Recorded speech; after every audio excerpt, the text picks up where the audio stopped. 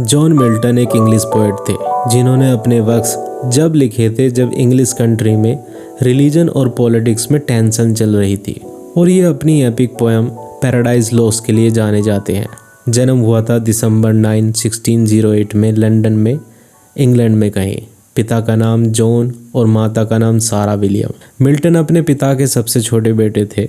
Milton Protestant Christian थे और बचपन में उनको थॉमस यंग, एक वेल एजुकेटेड टीचर ने प्राइवेट टीच किया था, लेकिन बाद में उन्होंने सेंट पॉल स्कूल ज्वाइन कर लिया था और वहाँ पर इन्होंने लैटिन और ग्रीक सीखी। बाद में क्राइस्ट कॉलेज कैम्ब्रिज ज्वाइन कर लिया था। सबसे पहले उन्होंने जब वो 15 इयर्स के थे तो कुछ साम्स लिखी थी, लेकिन वहाँ कुछ प्रॉब्लम होने के बाद में मिल्टन ने उस कॉलेज को छोड़ दिया था। 1629 में मिल्टन ग्रेजुएटेड हो गए थे अपनी क्लास में 4th रैंक के साथ। वो हमेशा से एंजेलिकन चर्च में एक प्रीस्ट बनना चाहते थे, इसलिए वो मास्टर डिग्री लेने के बाद कैम्ब्रिज में ही रुके रहे, लेकिन यूनिवर्सिटी के तौर तरीके उन्हें पसंद नहीं आते थे।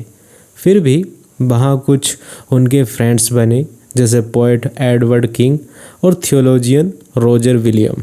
उन्होंने पोएट्री लिखने में अपना टाइम स्पेंड करना शुरू कर दिया था और उनकी सबसे पहली शॉर्ट पोएम जो पब्लिश हुई थी, epitaph on admirable dramatic poet William Shakespeare.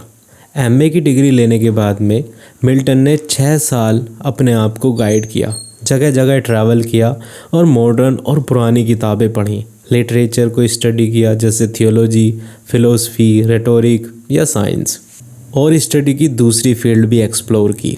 कई लैंग्वेज सीखी और पोएट्री लिखना जारी रखा। 1638 में मिल्टन ने यूरोप का ट्रैवल स्टार्ट कर दिया। वो पहले फ्रांस, फिर इटली गए और कई सारे इंटेलेक्चुअल्स लोगों से उसकी मुलाकात हुई, लेकिन बीच में ही उनके एक फ्रेंड की डेथ की वजह से उन्हें वापस इंग्लैंड आना पड़ा। वापस आने पर उन्होंने लिखना स्टार्ट कर दिया। वो अपने आप को स्कूल टीचर कहते थे और यूनिवर्सिटीज़ के रिफॉर्म के लिए लिखते थे। 1642 में मैरी पॉवेल नाम की एक लड़की जो 16 साल की थी, जो उनसे 19 साल छोटी थी, उससे उन्होंने शादी की, लेकिन शादी के 3 साल में ही मैरी ने मिल्टन को छोड़ दिया था। इसका रिजल्ट ये हुआ कि मिल्टन ने डिवोर्स को लीगल बनाने के लिए कई सारी पम्पलेट्स लिखी। बाद में मैरी वापस आ गई और उनके 4 बच्चे हुए। बेटा बचपन में ही मर गया, लेकिन 3 बेटियां जवान होने तक जिंदा रहीं। इंग्लैंड में सिविल वॉर के टाइम वो एक जाने माने राइटर बन चुके थे और सिटीजन्स के राइट्स के लिए लिख रहे थे।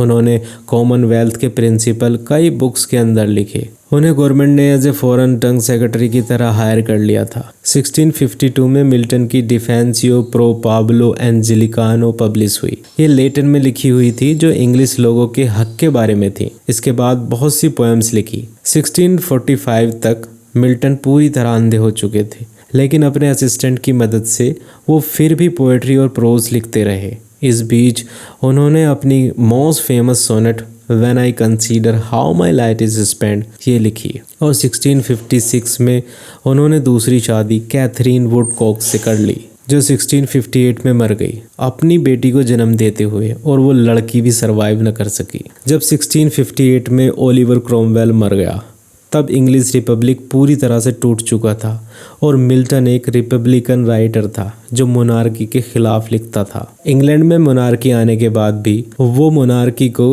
क्रिटिसाइज करते रहे, लेकिन 1660 में मिल्टन को अंडरग्राउंड होना पड़ा, मोनार्की से छिपना पड़ा, क्योंकि उनको अरेस्ट करने का ऑर्डर दे दिया गया था। साथ में उनकी सारी राइटिंग को जलाने का भी हुक्म हुआ था, लेकिन अपनी ज़िंदगी के आखिरी सालों में उन्हें क्षमादान दे दिया गया और वो बिना किसी डर से जिए। फिर से उन्होंने 24 साल की एलिजाबेथ नाम की लड़की से शादी कर ली, जिसकी मिल्टन की बेटी के साथ में बिल्कुल नहीं बनती थी। अपनी ज़िंदगी के आखिरी टाइम में भी मिल्टन प्रोज और पोएट्री लिखते रहे। उन्होंने अपनी epic Paradise Lost blank verse में कंप्लीट की, जिसमें लूसीफर और मैनकाइंड के फॉल की कहानी बताई गई है। किडनी फेलियर की वजह से मिल्टन नवंबर 8, 1674 में मर गए। उन्हें एक चर्च में दफना दिया गया। मिल्टन एक महान पोएट थे जिन्होंने आगे आने वाले बहुत से राइटर्स को इंस्पायर किया। सो फ्रेंड्स, इस वीडियो में इतना ही। Thanks for watching me. Have a nice day.